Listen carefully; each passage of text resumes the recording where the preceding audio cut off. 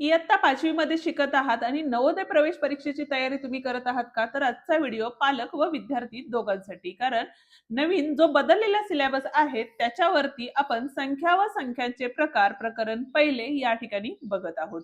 स्वाध्याय 1.1 पूर्ण सोडवून देणार आहे, त्यामुळे व्हिडिओ शेवटपर्यंत नक्की बघा. आवडला तर लाईक, शेअर आणि कमेंट करायला विसरू नका. आणि त्याचप्रमाणे जर चॅनलवर नवीन आणि पहिल्यांदाच असाल तर चॅनलला नक्की सबस्क्राईब करून बेल आयकॉन दाबा. तर बघूया पहिला प्रश्न आपल्याला काय दिलेला आहे. आता या ठिकाणी बघा, 7,53,357 ही संख्या पुढीलपैकी कोणती? आता ह्यामध्ये अक्षरामध्ये आपल्याला या ठिकाणी लिहायची आहे. आता इथे बघा 753,357 अशी संख्या वाचतात का? तर नाही. मी अशा पद्धतीने वाचू शकता, 753,357 या पद्धतीने वाचले. तर इथे बघा 753,357 दिलेले, म्हणजे हे चुकीचं आहे. 753,357 म्हणजे पर्याय क्रमांक 3 या ठिकाणी काय आहे? बरोबर आहे. ठीक आहे. बघूया दुसरा प्रश्न काय सांगितलेला आहे या ठिकाणी. तर 1, 4, 6, 8 आणि 9 हे अंक प्रत्येकी एकदाच वापरून त्यापासून बनवलेली सर्वात मोठी संख्या कोणती? आता सर्वात मोठी संख्या ज्या वेळेला आपण तयार करतो त्यावेळेला उतरत्या क्रमाने त्या संख्या लिहायच्या असतात. जसं की या ठिकाणी बघा 9, 8, 6, 4, 1 म्हणजे 98,641. 98,641 म्हणजे पर्याय क्रमांक बी या ठिकाणी बरोबर आहे. ओके. आता पुढचा म्हणजे तिसरा प्रश्न काय विचारलेला आहे बघा या ठिकाणी. तर किमान 6 अंकी संख्या आणि कमाल 4 अंकी संख्या यांच्यातील फरक किती आहे? ठीक आहे. किमान म्हणजे छोट्यातली छोटी 6 अंकी संख्या ही कुठली असणार आहे बघा. 1, 0, 0, 0, 0 किती झाले बघा? 5 झाले. आणि इथं अजून एक 0 दिला, 6 अंकी संख्या झाली. पुढे काय विचारलेलं आहे?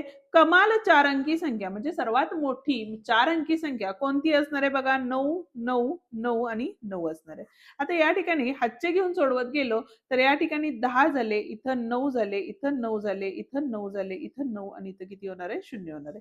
म्हणजे 10 9 गेले, 1 राहिले. इथे किती आले बघा? 0, 0, 0 आणि 9.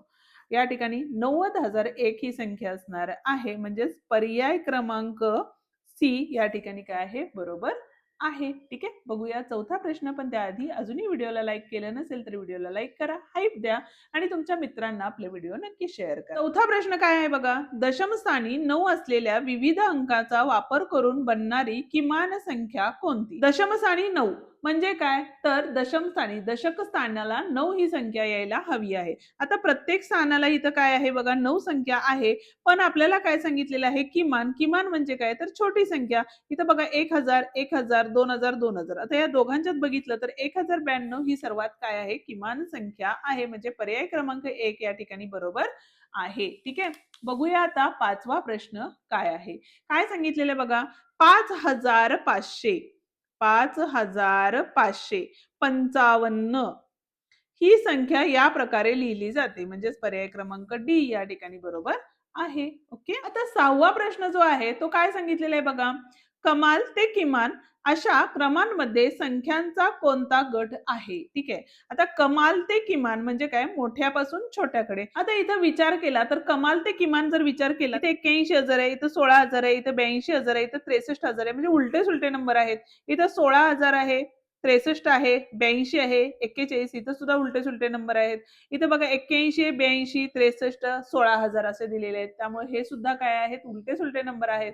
पण या ठिकाणी चौथा बघितला तर 82,341, 81,427, 63,178 आणि 13,378. म्हणजे पहिल्या दोन जर संख्यांचा जर विचार केला तर काय आहे? कमाल ते किमान आहे. म्हणजे पर्याय क्रमांक डी या ठिकाणी बरोबर आहे. ठीक आहे. पुढचा म्हणजे सातवा प्रश्न काय दिलेला आहे तो बघूया. इथं काय सांगितलेलं आहे बघा. 1, 0, 3, 4 आणि 5 हे अंक वापरून बनणारी लहानात लहान विषम संख्या कोणती?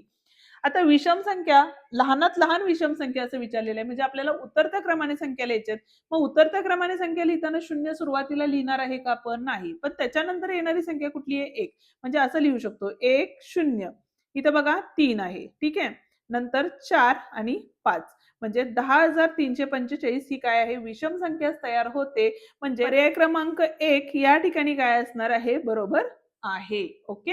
बघूया आठवा प्रश्न काय आहे. आठवा प्रश्न काय सांगितले बघा. जर प्रत्येक ओळ, प्रत्येक स्तंभ आणि प्रत्येक कर्ण यामध्ये लिहिलेल्या संख्यांची बेरीज समान असेल तर एक्स वाय झेडच्या किमती क्रमशः लिहा.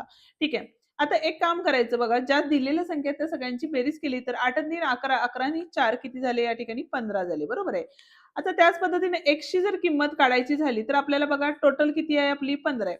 8 आणि 1 किती झाले 9 म्हणून यातून वजा केले म्हणजे किती मिळाले आपल्याला या ठिकाणी तर 6 मिळाले, बरोबर आहे. y ची किंमत झाली तर या ठिकाणी बघा 9 आणि 1 किती होतात 10 म्हणजे 15 वजा 10 केले तर या ठिकाणी 5 मिळाले आणि z ची जर किंमत केली तर x ची किंमत किती आली आपल्याला माहिती आहे बघा तर 6 आहे, बरोबर आहे.